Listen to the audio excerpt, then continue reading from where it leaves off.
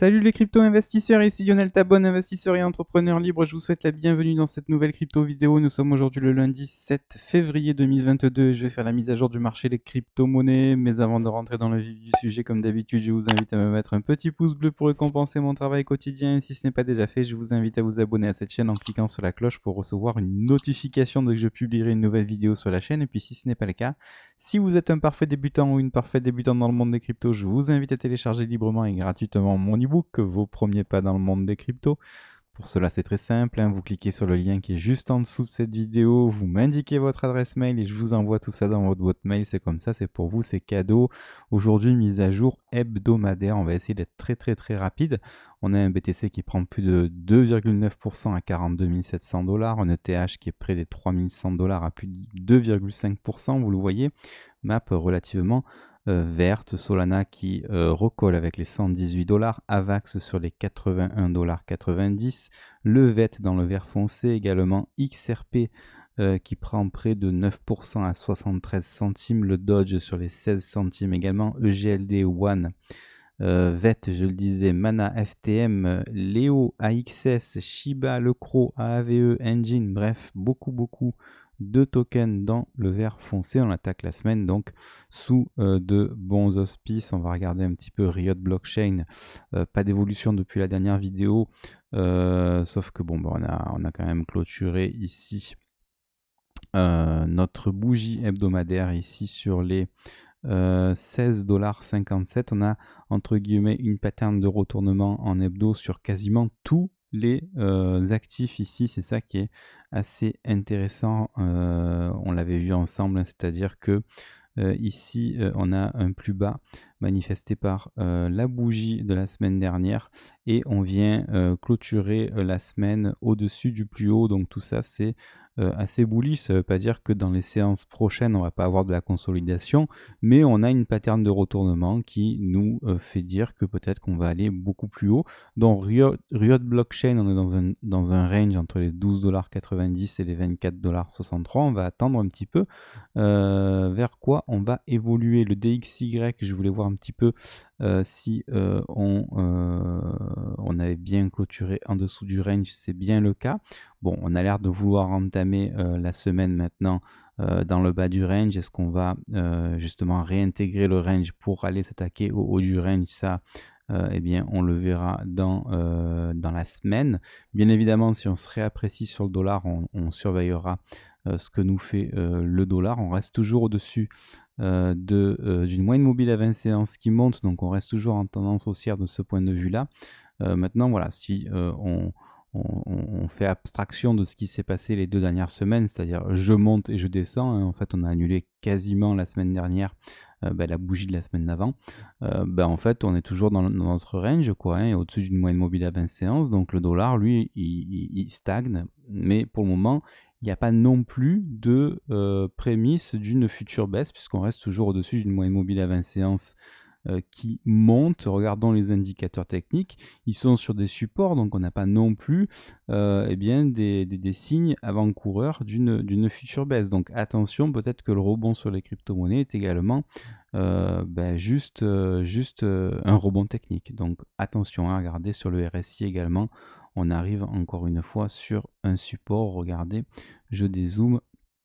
Voilà, on a quand même une trendline très haussière ici pour le RSI. Le RSI qui est toujours au-dessus des 50 points en hebdo. Donc voilà, attention. Bon, oui, hein, ici, petit M quand même. Hein. Petit M, double top. Donc peut-être effectivement que on va avoir un petit peu plus de retracement, mais on surveillera le support quand même ici. Tant qu'il n'est pas cassé, pour le moment, tout va bien sur le DXY. Ce qui me fait dire qu'effectivement, il y aura peut-être un petit peu plus de retracement, c'est le fait que William, lui, il est sorti de sa zone de surachat. Ça, effectivement, c'est pas très bon pour le DXY et ça pourrait vouloir dire effectivement qu'une consolidation est en train de se mettre en place. Mais comme les 2 premiers indicateurs, ils arrivent sur des supports, je peux pas me baser que sur William. Maintenant, j'accorde de plus en plus d'importance quand même à cet indicateur William. À chaque fois qu'il sort de la zone de surachat, c'est quand même un signal de vente. Donc ça pourrait être une bonne chose pour le DXY, mais je voudrais quand même que pour valider cette correction, si correction il y a, eh ben, il faudrait quand même casser ici la moyenne mobile à 20 séances qui monte, d'accord? Ça sera un élément déterminant. Pour le moment, tant qu'on reste à l'intérieur du range, on a toujours tant qu'on reste à l'intérieur du range et qu'on reste au-dessus de la moyenne mobile à 20 séances, on est toujours dans un gros fanion haussier en fait, un flag haussier matérialisé par ce canal-là, entre les 95,5 et les 96,93 points, et on a toujours l'objectif au niveau de la box rouge. Donc voilà, ici le DXY très important. Je vais, au lieu de vous passer un autre onglet, aller directement sur ce même onglet et aller voir l'inflation, parce que c'est quand même ça qui nous dit, c'est pas l'inflation, je vous rappelle, c'est pas le graphique de l'inflation, c'est surtout le graphique de ce que font les investisseurs vis-à-vis de l'inflation. C'est un petit peu différent. Regardons ici. Non, alors c'est le mensuel, me semble-t-il, que je travaille à chaque fois. Oh, ouais, non, en fait, il m'affiche pas ce que je veux. Est-ce que c'est l'hebdo sur lequel je travaille? Je pense que je travaille sur l'hebdo à chaque fois. J'ai l'impression qu'il m'a effacé tous mes... Super. Ah, ça y est, voilà. Donc, au niveau de l'hebdo, on le voit, on a clôturé ici au-dessus de la résistance oblique baissière. Donc, il n'y a pas plus d'informations que la dernière fois. On reste quand même ici sur un graphique qui casse sa résistance oblique baissière, et donc ça veut dire que les investisseurs ont quand même potentiellement envie de placer leur cash sur des actifs pour compenser la perte de leur pouvoir d'achat. Regardez les indicateurs techniques, notamment ici William, c'est assez impressionnant. On repasse en zone de surachat. Ça, je ne sais pas si on l'avait vu la dernière fois, il ne me semble pas. Au niveau du RSI, on a l'air d'avoir cassé la résistance oblique. Je ne sais plus si on avait vu ça la dernière fois, mais ça c'est hyper bullish. Et regardez le momentum aussi. Donc ça y est, on a clairement ici, regardez le beau W là, on a clairement ici un signal comme quoi les investisseurs ont envie de replacer leur cash dans des actifs risqués ou non risqués. Regardez le gold, toujours dans une tendance très très plate. On est toujours au-dessus de la résistance oblique baissière ici. Il faut vraiment casser les 1880 et les 1918 pour valider les W, mais on est quand même derrière la trendline, donc ça aussi c'est très très positif. Le S&P 500, toujours en hebdo, ça n'a pas changé. On réintègre au dollar près, puisque le trading range, c'est 4495, 4743. On est à 4500 points. Donc, on attend patiemment de voir ce qui va se passer cette semaine. Donc là actuellement le BTC il est très très haussier, donc peut-être que ça va inciter le S&P 500 à remonter aussi en cette nouvelle semaine. Le total de la market cap assez logiquement pareil, il valide également la pattern de retournement. Je vais vous enlever quand même ce qu'on avait mis la dernière fois. On est toujours à l'intérieur de la zone de rechargement ici entre les 1553 milliards de dollars et 1863 milliards de dollars. On est au-dessus même, ça y est, donc on sort de la zone de rechargement à l'achat. On est sur un V-bottom, on est sur une pattern de retournement, puisque regardez, la bougie la plus basse, c'est la bougie de la semaine dernière, puisqu'on a fait un plus bas sur les 1494 milliards de dollars, et il fallait casser le plus haut de cette bougie, c'est-à-dire les 1769 milliards de dollars, et c'est un petit peu ce qu'on a fait cette semaine, enfin plutôt la semaine dernière. Donc aujourd'hui on va entamer une nouvelle semaine, donc joli V-bottom également sur le total de la market cap, ce qui montre quand même que l'objectif maintenant c'est d'aller rejoindre tout simplement le premier arrêt, et donc la moyenne mobile à 20 séances. Voilà pour la market cap. Ici je trouve que les open interest sont toujours très élevés, puisque regardez, on vient encore toucher la courbe jaune, courbe bleue, courbe jaune qui viennent encore se télescoper, donc prudence. Le rebond n'est pas forcément durable. Maintenant, on a quand même encore une courbe jaune et une courbe bleue qui sont éloignées. Donc c'est assez contradictoire. On a deux courbes qui se télescopent, mais on a quand même deux courbes qui s'éloignent quand même. Voilà, bon, donc voilà, je suis assez mitigé là-dessus. Le BTC maintenant, pour voir vraiment, regardez, on est bien sur un V-bottom ici en hebdo. Je vous enlève ici le pinceau. Pattern de retournement également, hein, puisque les 38 919 $ ont été cassés par le haut la semaine dernière, hein, donc on a eu la confirmation. Et c'est pour ça qu'on continue notre rebond technique. Concernant le BTC, donc on est toujours dans cet énorme range ici entre les 28 800 $ et les 69 000 $. On est avec une moyenne mobile à 20 séances qui est plate, donc de ce point de vue-là, on est bien en dessous de la moyenne mobile à 20 séances, mais comme elle est plate, ben on est toujours en tendance neutre. Maintenant, vous le savez, ça fait très longtemps qu'on n'est pas revenu retester cette moyenne mobile à 20 séances, elle est sur les 51 000 $. Donc à un moment ou à un autre, on va être attiré par elle, et c'est exactement ce qu'on est en train de faire en ce moment. Maintenant, ça ne veut pas dire qu'on va casser la zone de rechargement à l'achat tout de suite, hein. On va peut-être évoluer comme ça, petit à petit, faire du range dans la zone de rechargement à l'achat. D'ailleurs, ce sont des excellentes zones de prix. Vous le voyez, on est vraiment dans la box verte, là, ici, excellente zone de prix. Maintenant, voilà, dès qu'on va casser les 44 258 $, on va libérer un potentiel haussier vers les niveaux de Fibonacci qui sont au-dessus, tout simplement. D'accord. Ce qu'on peut faire, que j'ai pas fait, c'est essayer de me mettre sur ici, parce que ce que je voulais faire, c'est quand même, maintenant qu'on a acté le bottom ici, hein, on peut se faire un petit Fibo, mais un Fibo de la dernière jambe de baisse. Voilà, ça va. On va pas y voir grand chose. Ouais, on va pas y voir grand chose. Je vais vous le faire sur l'autre, sur le BTC USD. C'est quasiment le même graphique. On va pas se prendre la tête. Et on va se tracer le Fibo, mais de la dernière jambe de baisse en hebdo, ça peut être assez intéressant si TradingView me permet de le faire. Voilà, ici, tout simplement. Voilà. Le top et le bottom. Vous voyez?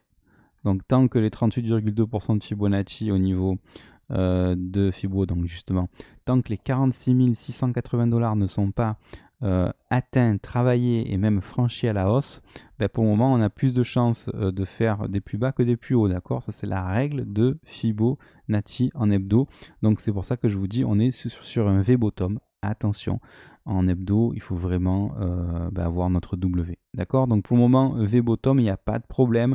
On a une pattern de retournement un petit peu comme on avait eu ici, là, regardez, par exemple, ici, sur le bottom de juin 2021, on avait cette bougie-là qui avait fait un plus bas sur les 28 800 $.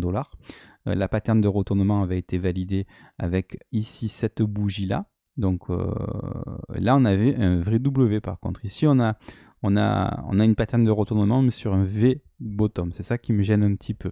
Maintenant, bon, pourquoi pas repartir de là, tout simplement remonter à l'aide d'un V-bottom, mais ça défierait quand même relativement les probabilités. Voilà, donc attention, faites attention un petit peu à ça, 46 680 $, tant qu'on reste en dessous, on est toujours dans un piège haussier, d'accord?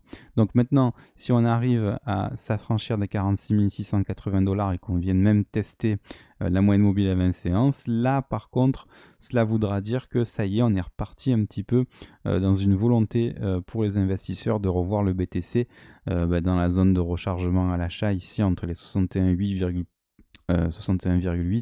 et les 78,6% de Fibonacci. Je vais vous mettre la box ici, même si c'est quand même un graphique que j'utiliserai pas forcément, mais voilà, c'est juste aujourd'hui pour vous montrer cette box très très importante ici. Je pense que c'est une box dans laquelle il faut reprendre des profits puisqu'on n'est pas sûr derrière que on aille plus haut, quoi, hein. Il y a les... Voilà. Ici, zone de rechargement de short. Donc, qu'est-ce qui peut se passer? Donc là j'anticipe vraiment, hein, mais qu'est-ce qui peut se passer par rapport à la cassure du premier arrêt? Soit on fait ça. Merci le pinceau. Voilà. C'est-à-dire un M, d'accord? Avec cassure de la ligne de coup et on va sur les 20 000. D'accord? Ça, c'est une première probabilité, premier scénario, on va dire. Voilà, je reviens là-dessus. Et bien évidemment, l'autre scénario, c'est un énorme W, hein, vous l'avez compris. Quelque chose comme ça. Par exemple, ici on range et on casse la zone de rechargement à l'achat. Et là derrière, ça fait office de notre ligne de coup. Et derrière, si on casse la zone de rechargement de short, ça sera très très bullish, ça voudra dire que les acheteurs ont gagné la bataille face aux vendeurs et donc on ne sera pas dans un M-top mais dans une continuation haussière et donc on viendra casser bien évidemment, vous l'avez compris, le haut de notre range pour faire des plus hauts et aller au-dessus des 70 000 $. Voilà, voilà pour le BTC. Donc dans l'état actuel des choses, attention, bien vérifier que on ait la formation d'un W weekly. Donc pour moi, on devrait aller un petit peu plus bas. Maintenant, si le premier arrêt est cassé, ça y est, ça nous donne un petit peu le feu vert pour se dire, ça y est, on va retester dans un premier temps la moyenne mobile à 20 séances et on va aller rejoindre tout simplement la zone de rechargement à l'achat, donc entre les 55 000 $ et les 61 000 $, zone dans laquelle pour moi il faudra prendre quelques profits et se remettre dans un portefeuille équilibré en cash et en crypto. C'est mon conseil pour cette analyse. Voilà, au niveau de l'order flow, très très bon, hein, au niveau de l'hebdo, on a des spreads négatifs. Regardez les funding, gros pic ici dans le négatif, ce qui veut dire que les gens maintenant font du spot, ça c'est bien. Les open interest, je vous ai affiché les open interest en stablecoin et en coin. Donc très bizarrement, en stablecoin, les open interest ils montent, ça m'enchante pas trop. Par contre, si on prend les open interest en coin, là on est plutôt sur un nombre de BTC en open interest qui baisse. Voilà. Mais ça c'est assez logique finalement. Que l'open interest en nombre de BTC baisse et en stablecoin il monte, tout simplement parce que ça varie en fonction du prix du BTC. Donc effectivement, l'open interest en stablecoin ici, il était bas. Aujourd'hui, il est haut, mais au moment où il était bas, on avait peut-être un BTC ici en mai à 60 000 $, alors qu'actuellement on est à 30 000 $. Vous voyez ce que je veux dire? Donc peut-être que c'est pas forcément significatif. Faudrait peut-être plus le voir ici en nombre de BTC. Honnêtement, on rentre vraiment dans le détail là, mais laquelle des deux courbes il faut prendre en compte? Je sais pas trop. Voilà, je sais pas trop, honnêtement, je vais pas vous dire de bêtises. Maintenant, quand on regarde le BTC, le fait que le nombre d'open interest baisse, c'est bien. Et quand on regarde le stablecoin, le fait que l'open interest il monte, c'est pas bien. Voilà, donc du coup, je me rabats sur tout simplement le spread qui reste négatif. Ça veut dire que les gens shortent beaucoup plus le Bitcoin que ce qu'ils achètent. Et les taux d'intérêt sont bas, ça veut dire que les gens ne sont plus du tout sur les dérivés, ça.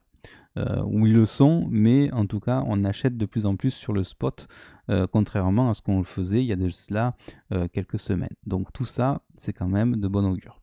Allez, juste la mise à jour du news flow, on était resté sur Disney qui recherchait à recruter des experts dans le monde des NFT, le Trésor américain qui alerte contre l'utilisation des NFT à des fins de blanchiment d'argent. On sait et on voit qu'il y a énormément d'engouement dans le secteur des NFT. On bat des records de vente, des milliards de dollars de transactions sur OpenSea me semble-t-il.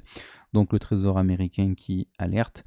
Bon voilà, ça me fait penser au secteur des crypto-monnaies tout simplement il y a cela quelques mois, quelques années, en disant que voilà, le Bitcoin servait aux voyous pour leur permettre d'écouler tout simplement leur argent. Bref, est-ce que c'est vrai, est-ce que c'est pas vrai, peu importe. Quelle est la philosophie derrière le BTC? Ça, c'est un article qui peut être assez intéressant. Et enfin, le sénateur Ted Cruz qui a acheté du BTC lors de la récente baisse. Voilà pour le news flow. J'espère que cette vidéo vous a plu. Si c'est le cas, je vous invite à me mettre un petit pouce bleu si vous pensez qu'elle peut intéresser d'autres personnes. Partagez-la. J'ai oublié de vous montrer mon portefeuille. Forcément, lui, il s'apprécie le portefeuille. Hein. On était à 100%, on passe à 114% de ROI. Ça fait 35 576 $ de valorisation, donc un petit peu moins de 20 000 $ de bénéfices nets depuis le mois de février 2021. Je suis assez bien équilibré en cash, 44% de cash et 55% de crypto.